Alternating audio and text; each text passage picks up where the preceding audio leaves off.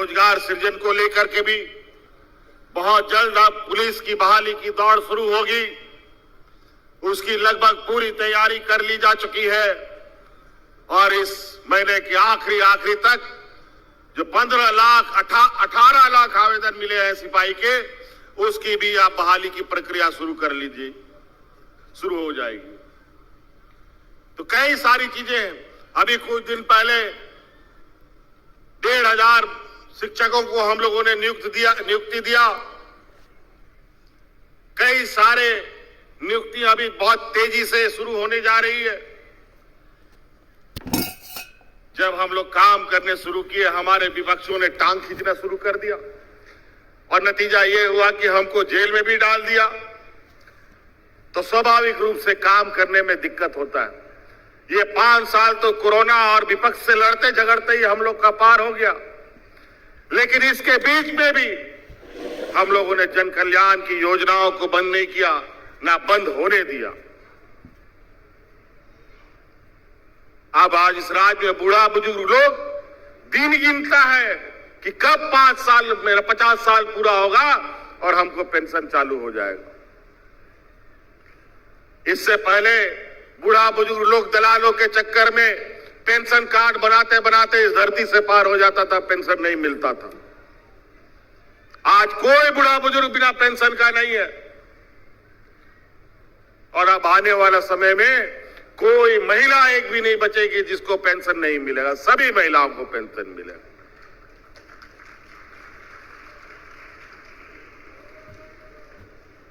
हमारे विपक्ष उलूल जुलूल हिंदू मुस्लिम सिख ईसाई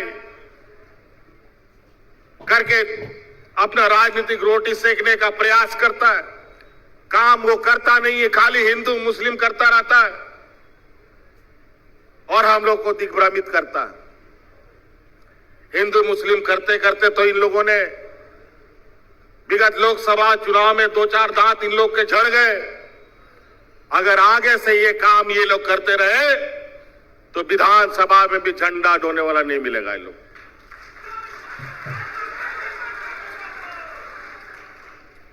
तो इसलिए अभी हमें बहुत कुछ कहना नहीं है।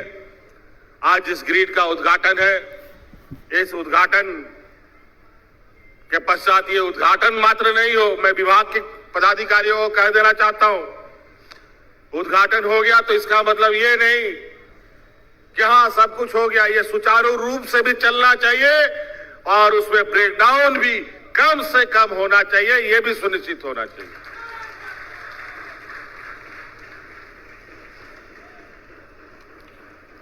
और आज पहला सोमवारी भी है। आज बाबा भोलेनाथ का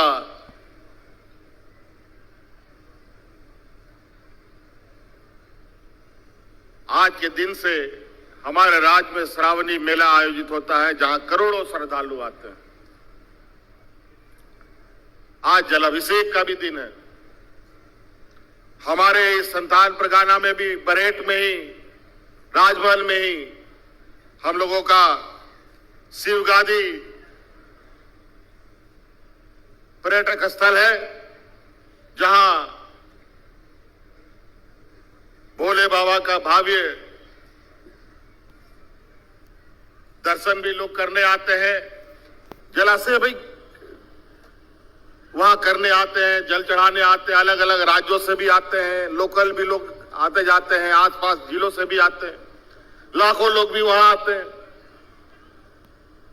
300-200 सीढ़ियां चढ़ के लोगों को जाना पड़ता है। कई बूढ़ा बुजुर्ग लोग कभी चढ़ पाता है, कभी चढ़ नहीं पाता है, कोई रास्ता में बेहोश हो जाता है। उसको बेहतर पर्यटक स्थल के रूप में और ऐसे लोगों की अपनी आस्था को पूरा करने के लिए हमने ये निर्णय लिया है।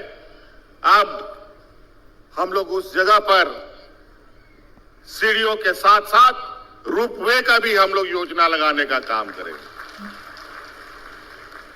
ताकि हम लोगों का जो मिनी बाबा धाम है उसमें और लोग जुड़े और प्रसिद्ध पर्यटक स्थल के रूप में राज्य और देशों में जाना जाए।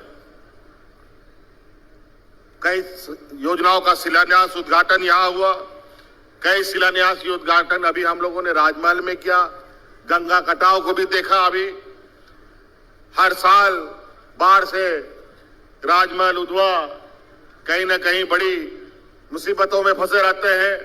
अस्पताल का भी अभी जायजा लिया हम लोगों ने कि बाढ़ आने से कई सारी समस्याएं आने लगती है, बीमारियां होने लगती है।